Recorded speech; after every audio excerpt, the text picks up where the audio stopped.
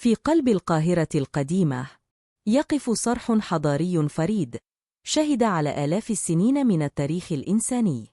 هنا حيث تتحول الآثار من مجرد مقتنيات إلى ذاكرة حية تحكي أعظم حضارات الأرض.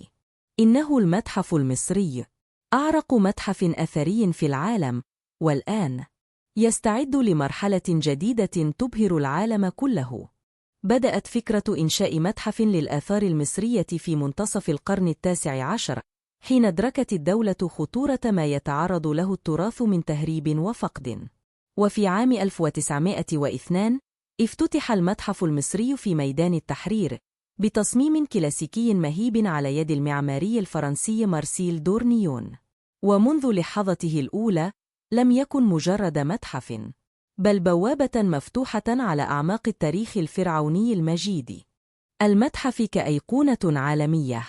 ضم المتحف المصري أكثر من 170 ألف قطعة أثرية نادرة، من بينها كنوز الفرعون الذهبي توت عنخ آمون ومومياوات ملوك عظام مثل رمسيس الثاني.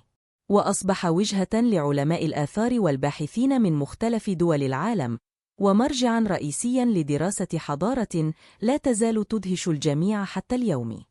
لماذا الانتقال الآن؟ رغم أهميته التاريخية، إلا أن التحديات كانت كبيرة. ازدحام هائل داخل القاعات، نقص في تقنيات العرض الحديثة، وضرورة تأمين القطع الأثرية بمعايير عالمية. من هنا ولد القرار: إنشاء متحف جديد يكون الأضخم والأحدث في العالم، ليس فقط للعرض، بل لصناعة تجربة حضارية لا تنس. المتحف المصري الكبير حلم يتحقق. على بعد خطوات من أهرامات الجيزة، يقف الآن المتحف المصري الكبير على مساحة تتجاوز نصف مليون متر مربع. يعد أكبر متحف أثري في العالم مخصص لحضارة واحدة.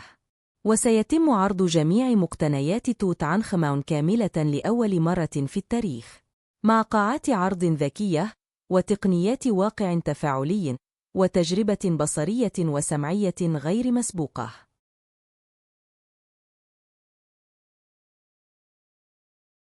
الاستعداد للحدث العالمي.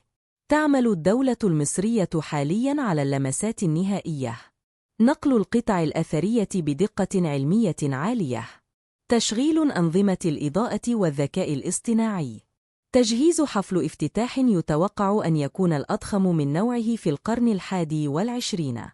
العالم ينتظر هذا الحدث، ليس كمتحف فقط، بل كرحلة زمنية نابضة بالحياة.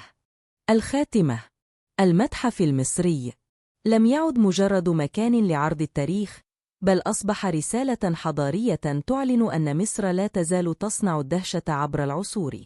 تابعونا للمزيد من أسرار الحضارة والإنجازات العالمية.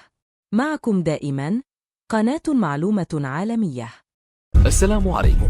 لا تنسوا الإعجاب بالفيديو والاشتراك في القناة تشجيعا لنا لنستمر بنشر المزيد إن شاء الله.